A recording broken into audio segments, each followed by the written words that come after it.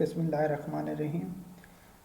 आज का लेक्चर है डे टाइम पिकर के हवाले से कि विंडो फॉर्म के ऊपर जो कंट्रोल है डे टाइम पिकर, उसको हम क्यों यूज़ करते हैं, कैसे यूज़ करते हैं, उसकी कौन सी प्रॉपर्टीज़ हैं।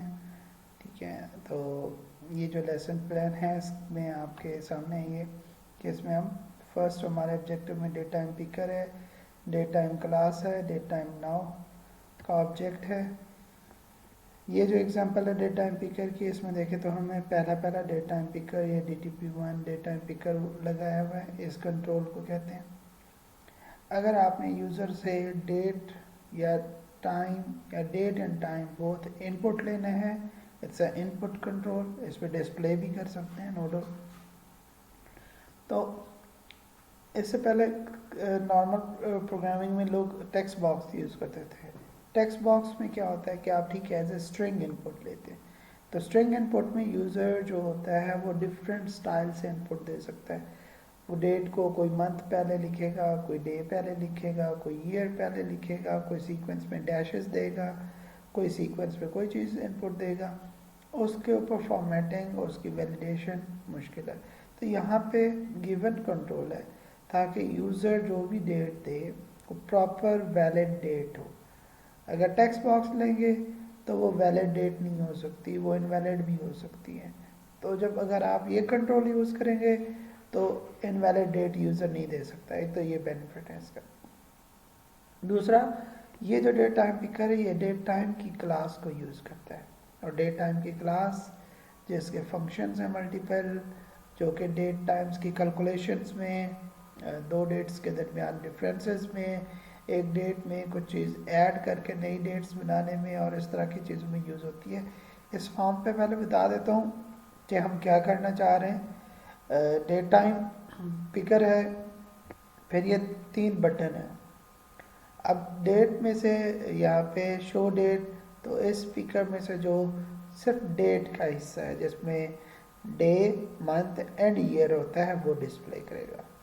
शो टाइम जो डेट टाइम पिकर में सिर्फ टाइम पोर्शन है वो आपको रिटर्न करेगा, जिसमें hours, minutes, second, nano seconds तक आप चले जाते हैं।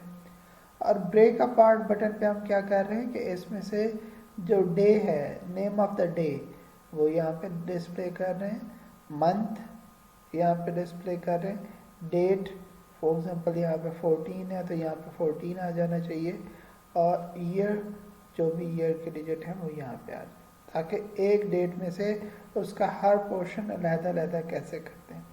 अगेन ये date time picker date time की क्लास को यूज़ करता है और डेट टाइम के पैरामीटर्स हैं day, month, years, hours, minutes, second, nanoseconds, ये उसके प्रॉपर्टीज़ हैं, पैरामीटर्स हैं, सेट कर सकते हैं आप।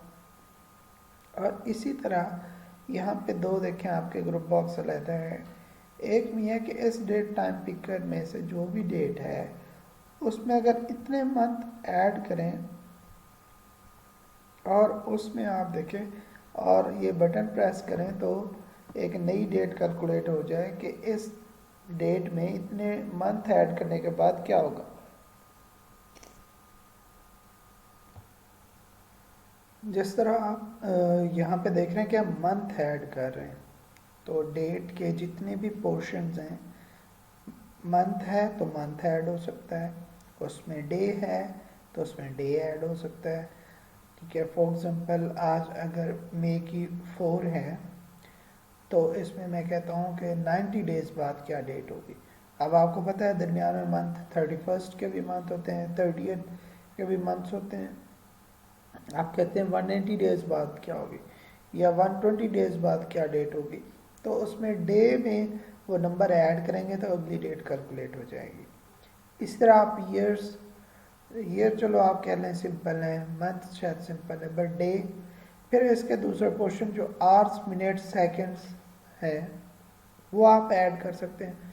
आप कह सकते हैं जी 300 आवर्स के बाद क्या डेट होगी, आप कह सकते हैं 5000 मिनट्स के बाद क्या डेट होगी, 50,000 मिनट के बाद क्या डेट होगी। तो आप ये ऐड का फंक्शन होता है, add month, add years, add day, add hours, तो उससे आप ये कैलकुलेट कर सकते हैं किसी भी डेट में वो ऐड करके। अच्छा, ये जो फंक्शन मैं बता रहा हूँ ये डेट टाइम पिकर के नहीं है, ये डेट टाइम क्लास के हैं और ये डेट टाइम उस क्लास को यूज़ करता है।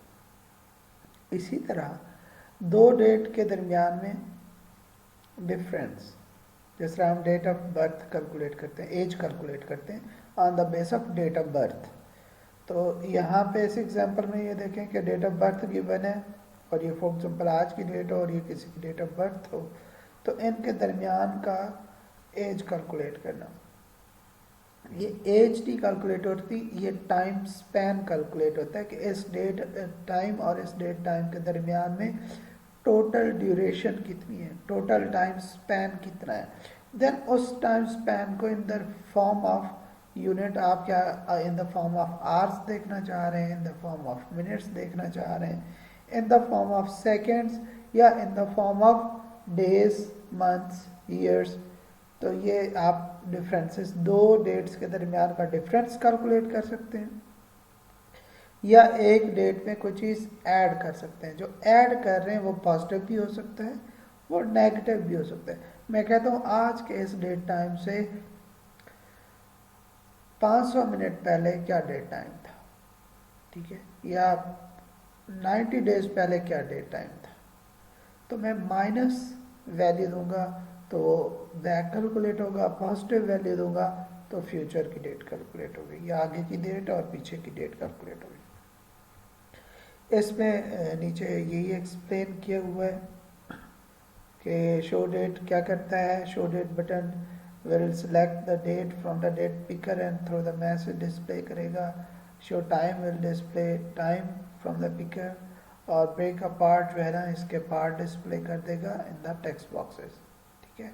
अब ये दूसरा जो पोर्शन था ग्रुप बॉक्स का, उसको यहाँ पे नीचे लेक्चर में अलग बताया गया है कि इसमें शो न्यू डेट बटन क्या करता है कि जो ऊपर डेट पिकर है उसमें से, इस टेक्स्ट में से नंबर उठाता है, उसको पार्स करता है इंटीजर में, और उसमें एज ए मंथ ऐड करता है और नई डेट यहाँ पे डिस्प्ले हो जाती है, ठीक है जी।